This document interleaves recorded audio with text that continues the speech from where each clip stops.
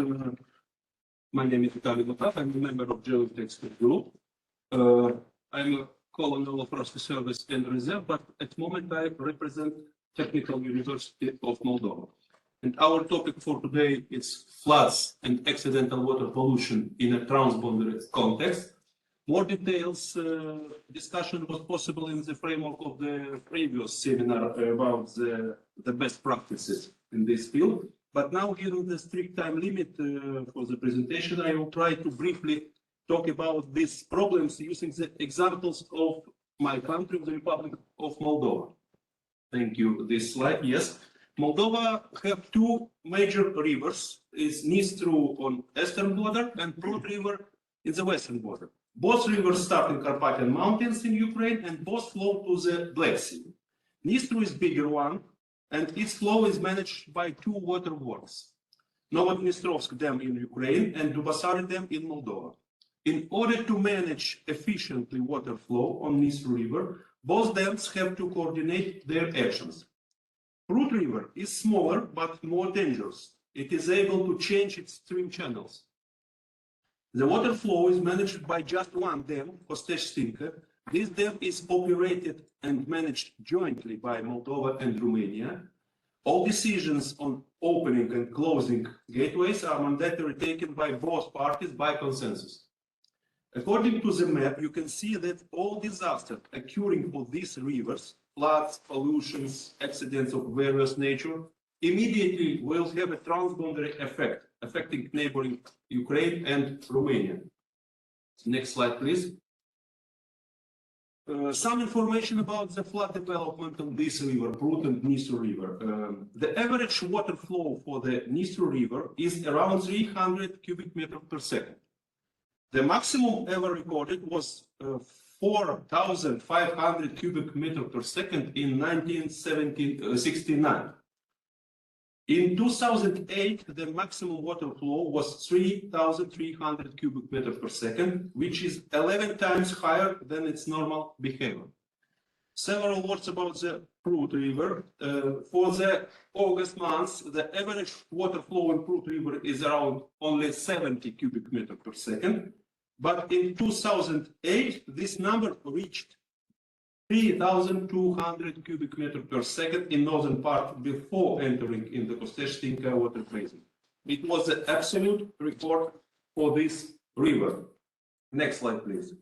The catastrophic flood in 2008 was 1% flood. It means a probability of this flood is occurring once in 100 years. However, just 2 years later, in 2010, contrary to statistics, the situation was repeated on the Prut River. You can see some pictures with consequences of this flood. Next slide, please. In some pictures, my face you can see. Without a doubt, these floods led to a serious transboundary effect in all affected countries, in Ukraine, in Romania, in Moldova. People and farm animals died. Infrastructure facilities were destroyed. Many people became internally displaced. Elimination of the consequences in some areas took at least 2 years. Next slide, please. The next disaster that I propose to talk about is dangerous geological processes that can cause transport accidents with chemical pollution of transboundary waters. 15 years ago, a section of the railway was built in the direction of the new international seaport in Georgievich.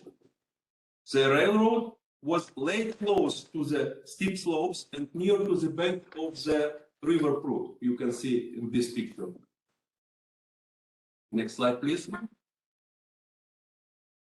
In this summer, in the summer 2022, there was a sharp activation of landslide processes.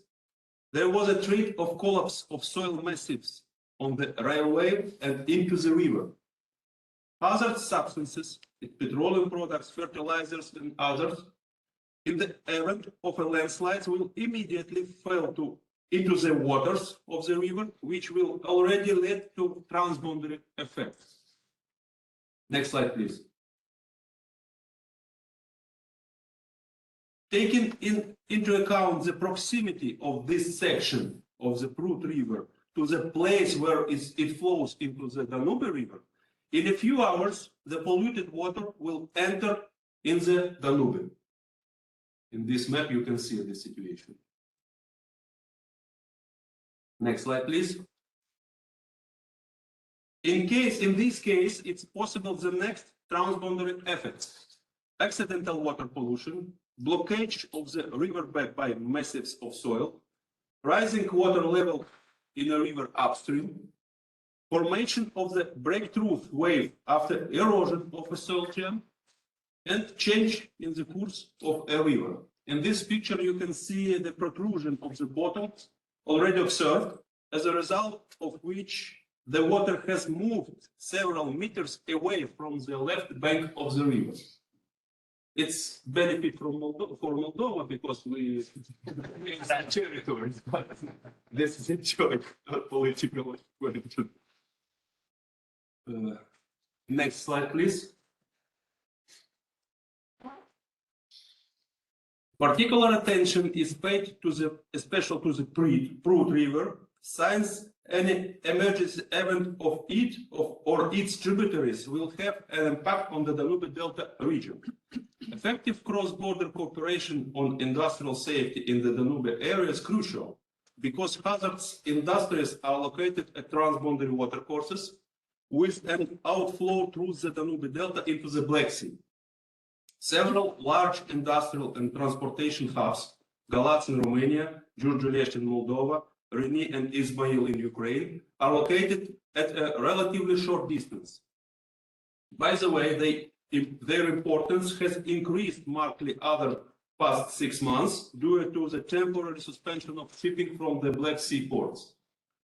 That's why, under the coordination of the UNESEA Convention Secretariat and with the support of the German Federal Environment Agency, in 2011-2015 was realized the project on improving hazard and crisis management in the Danube Delta region. Next slide, please. For the first time in March 2015, the Republic of Moldova, Romania, and Ukraine tested how the 3 countries can cooperate to respond to an industrial accident with possible transboundary consequences, such as an oil spill that may reach the Danube Delta. A field exercise took place at the territory of Danube Logistics based on a realistic scenario with the involvement of all relevant authorities. Giurgiulești International Seaport was not chosen by chance for joint exercises, as it is a unique place where the interests of 3 countries, Ukraine, Romania, and Moldova, converge on a site of only 40 hectares. In this slide, you can see Giurgiulești Seaport and borders Ukraine, Romania, and Moldova in one place. Next slide, please. Several words about the achievement Danube Delta project, identification of hazards activities, sharing of good practices, accident prevention requirement based on existing international legislation, identification of problems in hazard management between 3 countries, sharing of information on national system for enforcing safety, on-site review of safety standards with EU safety report document of the ports and safety guidelines and good industry practices for oil terminals, discuss the environmental impact of lessons learned from the past accidents and oil terminals, and evaluation of all activities and identification opportunities for future development. Next slide, please. Recommendation after the project was next.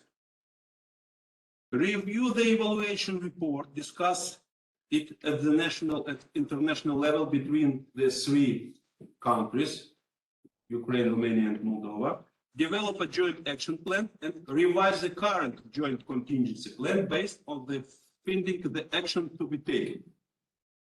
And in the final slide, some priorities for the future: signing the common declaration of intention by 3 countries, finalization and signing the joint contingency plan, capacity building and improving of forces equipment, implementation of a system for regular tests field and tabletop exercises, regular exercises at the national and international level with the aim of establishing more close relations, and participation in the UNICEF program, and very important, continue the realization of the Danube Delta project, the phase 2, if it's possible in the future.